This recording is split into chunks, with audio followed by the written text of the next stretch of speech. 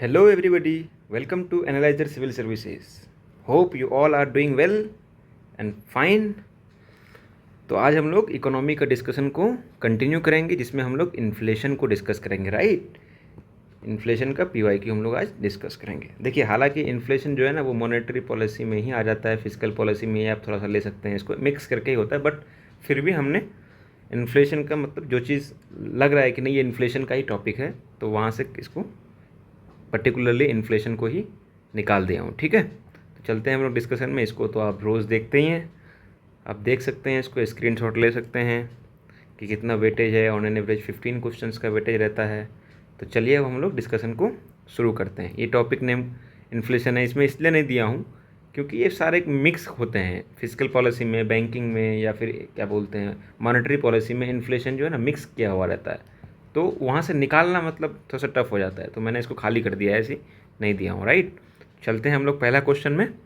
पहला क्वेश्चन कह रहा है कि India has experience persistent and high food inflation in the recent past, what could be the reason. देखिए, एकदम कंप्लीट करंट अफेयर्स का था, और इसमें ना कोई आपका कॉन्सेप्ट लगेगा ही नहीं, सीधा लगेगा आपका फैक्ट्स, कि फैक्ट्स कहाँ पे आपके मतलब ये क्वेश्चन मुझे लगता है कि उस वक्त का है ना, ये क्वेश्चन छोड़ने वाला रहा होगा। Due to gradual switch over to the cultivation of commercial crops, the area under cultivation of food grains has steadily decrease in the last 5 years by about 30%, right. दूसरा ऑप्शन कह रहा है कि as the consequences of increasing income the consumption pattern of the people have undergone a significant change. Third कह रहा है the food supply has structural constraint, right. देखिए, इसमें ना आप देखिएगा तो as a consequences of increasing income the consumption pattern of the people have undergone a significant change. देखिए, ये तो जनरल स्टेटमेंट है, ये सही है, राइट। भाई अगर मान के चलिए इनकम आपका बढ़ गया तो कंजम्पशन भी तो बढ़ेगा ही ना। आपके पास मान लीजिए क्या, जिस दिन आपका मंथली आता है, याद कीजिए, जिस दिन आपका मंथली आता है घर से, उस दिन आपका एक्सपेंडिचर कितना होता है, उस दिन ज़्यादा होगा एक्सपेंडिचर आपका। पता है क्यों? उसके मतलब 10 डेज़ के अंदर ना ज़्यादा होगा एक्सपेंडिचर, उसके बाद धीरे धीरे कम होता है, फिर लास्ट में जाके हम लोग पैसे मतलब सोचते हैं कि भाई थोड़ा सा कम कम खर्च करें, राइट। अब दूसरा है, मतलब आप रियल एग्जाम्पल से इसको बना सकते थे। थर्ड ऑप्शन कह रहा है कि the food supply chain has structural constraint. ये भी आप देख ही रहे हैं कि हम लोग देखते हैं कि स्ट्रक्चरल कंस्ट्रेंट है, भाई स्ट्रक्चरल उतना हम लोग एफिशिएंट नहीं है फूड सप्लाई को लेके। लेकिन पहला ऑप्शन जो कह रहा है ना, पहला ऑप्शन ये कह रहा है कि देखिए, पहला ऑप्शन को आप एलिमिनेट कर सकते थे किससे, स्टेडली डिक्रीज से और 30% से, और लास्ट 5 year। भाई इतना डेटा कौन याद रखेगा। तो ये क्वेश्चन जो है ना, मुझे लगता है यूपीएससी छोड़ने के लिए दिया था, बट हम लोग फिर भी अगर रैंडम गेस करेंगे, इंटेलेक्चुअल गेस करेंगे, तो 30% और स्टेडली डिक्रीज लास्ट 5 year देख करके इसको हम लोग कट कर सकते थे। जब वो कट कर देते तो ये कट हो जाता, तो फिर हम लोग ऑटोमेटिकली आंसर में पहुंच जाते। यहाँ पे हम लोग का एलिमिनेशन टेक्निक ही काम करता। यहाँ आपके पास नॉलेज का मतलब आप दो चीज़ तो एलिमिनेट कर लेते, लेकिन what about first option, right. इतना फैक्ट कैसे आपको पता होगा। चलिए अब हम लोग दूसरे क्वेश्चन में चलते हैं।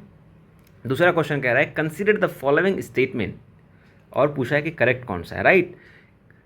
ऑप्शन कह रहा है कि इन्फ्लेशन बेनिफिट्स द डेटर्स और inflation benefit the bond holders. अब देखिएगा, डेटर्स, मान लीजिए आप मुझे दिए 100 रुपये, राइट, और 100 रुपये में अभी 2 kg पोटैटो मिलता है, राइट। लेकिन इन्फ्लेशन हुआ, अब ये 100 रुपये का 1 kg पोटैटो मिलता है, तो अल्टीमेटली नुकसान किन को हुआ, बताइए। अल्टीमेटली नुकसान हुआ आपका लेंडर का, क्योंकि लेंडर जब 100 रुपये दिया था तब वो 2 kg आलू खरीद सकते थे।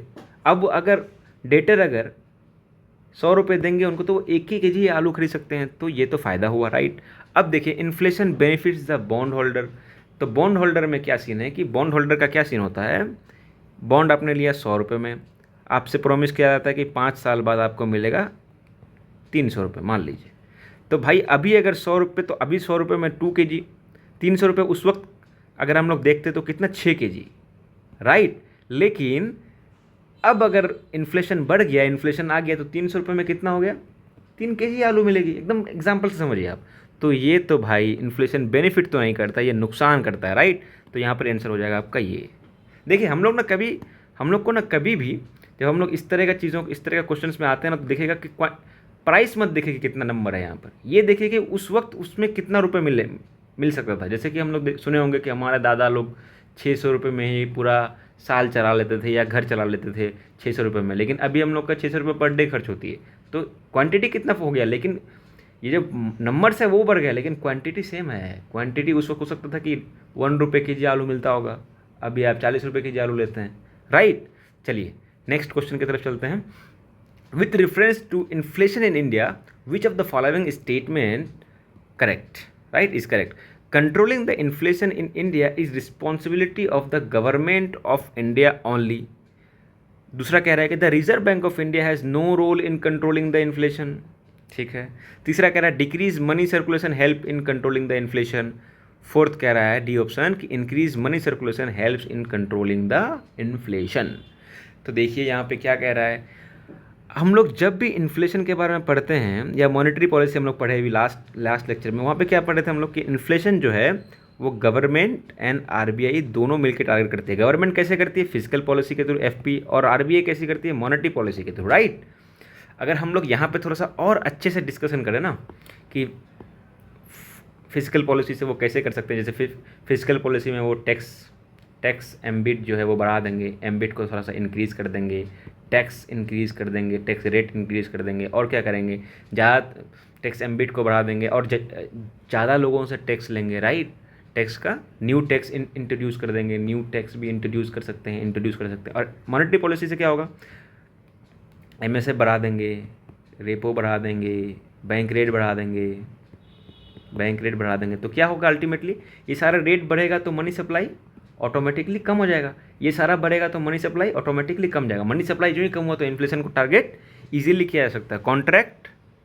कॉन्ट्रैक्शनरी मॉनेटरी पॉलिसीज़ को बोलते हैं, राइट। कि मतलब भाई थोड़ा सा टाइट है, आप याद रखिएगा, टाइट मॉनेटरी पॉलिसी या टाइट फिजिकल पॉलिसी। तो यहाँ तो भाई गवर्नमेंट ओनली होगा नहीं, ये स्टेटमेंट हो गया आपका गलत। दूसरा क्या कह रहा है कि नो रोल, रिजर्व बैंक का कोई रोल ही नहीं है भाई मॉनेटरी पॉलिसी में, इन्हीं का रोल है, तो ये भी गलत हो गया।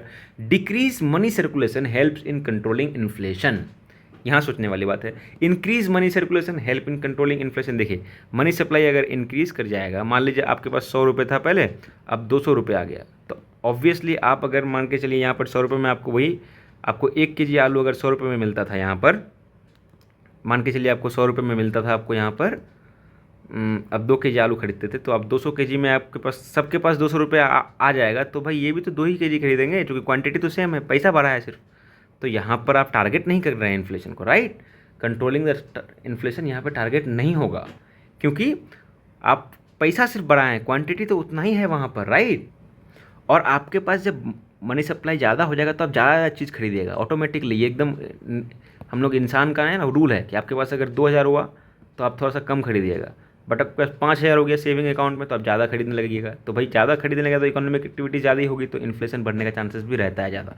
और जो चीज़ 2000 का मिलेगा मार्केट में प्राइस रेट, आप उसको 2500 रुपये में खरीद लीजिएगा, कि बिकॉज आपके पास इनफ मनी है, इसलिए ये स्टेटमेंट गलत हो जाएगा। अब फोर्थ ऑप्शन कह रहा है कि increase money circulation help in controlling, ये गलत हो गया, सॉरी यहाँ पे गलत, ये वाला सही है। क्योंकि डिक्रीज मनी सर्कुलेशन क्या होगा, मनी सप्लाई घटा दिए, ऑटोमेटिकली लोगों के पास आदमी के पास जगह पॉकेट में मनी कम हुआ, पॉकेट में जब मनी कम हो जाएगा तो भाई जो 100 रुपये का चीज़ है ना वो सोचेगा कि भाई किसी तरह से 80 में लिया जाए, तो ऐसे करके कॉन्ट्रैक्ट टाइट मॉनेटरी पॉलिसी हो जाएगा ये, तो ये स्टेटमेंट हो जाएगा यहाँ पर सही, राइट। तो हम लोग इसको कर देते हैं थोड़ा सा, इसमें कुछ जानने वाला है नहीं, बता रहा हूँ सिर्फ कि आप लोग का कॉन्सेप्ट, हम लोगों का कॉन्सेप्ट रिवाइज हो जाए।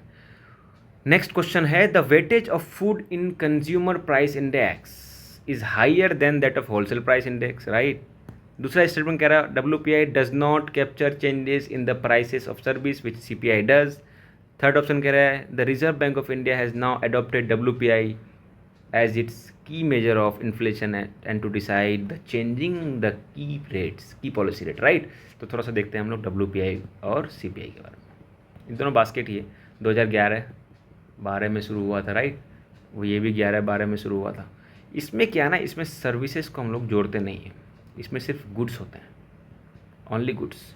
इसमें गुड्स एंड सर्विसेज दोनों रहते हैं, राइट। इतना ही इसका एकदम बेसिक फ़र्क जो है ना, ये इतना ही है, राइट। अब हम लोग चलते हैं कि अब आरबीआई जो है ना, आरबीआई 2014 में डब्ल्यूपीआई से सीपीआई की तरफ शिफ्ट हुआ है, राइट। और मेनी कंट्रीज, ऐसा नहीं कि सिर्फ इंडिया, बहुत सारे कंट्रीज हैं जो इस टाइम में सीपीआई की तरफ, क्योंकि ये है ना मतलब सर्विसेज का भी देता है ना, तो ब्रॉड, काफ़ी ब्रॉड देता है, बट ये जो है ना ये एक्यूरेट देता है, एक्यूरेट कहा जाता है कि ये एक्यूरेट देता है, राइट। तो अब हम लोग आते हैं क्वेश्चंस पे। The weightage of the food in consumer price index CPI is higher than that of wholesale. भाई फूड के बारे में बात किया गया, ये बिल्कुल सही है, राइट। फूड का सच में मतलब यहाँ पर ज़्यादा है, फूड का जो है ना वो सीपीआई में ज़्यादा है। That WPI does not capture changes in price of services which CPI does, ये स्टेटमेंट सही है। तीसरा क्या कह रहा है, तीसरा कह रहा है कि the Reserve Bank of India has now adapted WPI. भाई ये स्टेटमेंट तो गलत है, मैंने कहा ना कि 2014 में क्या की थी, आरबीआई सीपीआई में ट्रांसफ़र हुई थी, तो ये स्टेटमेंट हो गया गलत, तो हो गया आपका 1 and 2 ओनली। देखिए अब लास्ट क्वेश्चन में थोड़ा सा आते हैं, पिछले वाला क्वेश्चन में। इस क्वेश्चन को आप ऐसे भी मतलब बहुत सारे लोग बताते हैं कि एलिमिनेशन कैसे काम करता है। देखिएगा ओनली जहाँ होता है ना वो आंसर मैक्सिमम टाइम गलत होता है। एक्सट्रीम वर्ड जो होता है नो रोल, तो यहाँ भी गलत ही होगा, मतलब इस टाइप का आप इंटेलेक्चुअल गेसिंग कर सकते हैं, राइट। चलते हैं नेक्स्ट की तरफ। With reference to Indian economy demand pull inflation can be caused increase by which of the following, right. तो डिमांड पुल के बारे में बात कर रहा है। डिमांड पुल होता क्या है, डिमांड पुल का मतलब होता है कि भाई कि डिमांड बढ़ गया मार्केट में, डिमांड पुल बढ़ गया, डिमांड इसलिए बढ़ा कि मनी सप्लाई बढ़ गया, तो मनी अब इसको कंट्रोल करने के लिए ना, demand pull inflation can be cause, तो इसका मतलब मनी सप्लाई बढ़ गया, तो मनी सप्लाई बढ़ने से जहाँ जहाँ चीज़ें अफेक्ट हो रही है उस चीज़ों को हम लोग को यहाँ पे देखना पड़ेगा। एक्सपेंसरी मॉनेटरी पॉलिसीज, भाई ये भी तो मनी सप्लाई बढ़ाता ही है, आपको बताया ना बढ़ाता है। फिजिकल स्टिमुलस, भाई फिजिकल स्टिमुलस भी तो बढ़ाता है मनी सप्लाई, गवर्नमेंट पैसा डाल देती है।